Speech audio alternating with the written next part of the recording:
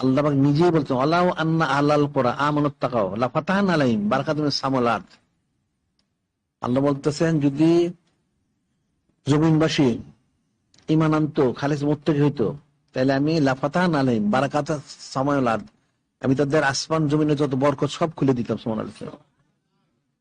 আল্লাহ বলছে ওয়ালাকিন কাযযাবু, তারা তো আমার বিশ্বাস করেই না, সে আমার মিথ্যা আরোপ করে। নাউযুবিল্লাহ। ফাকাযযাবু বিমা কানু ইয়াকসিবুন, এই জন্য আমি তাদেরকে পাকড় করে আর জাহান্নামে পাঠাই। নাউযুবিল্লাহ। কিন্তু আল্লাহ তো ফয়সালা করেই দিচ্ছেন, তাই ফয়সালা মানে না কেন?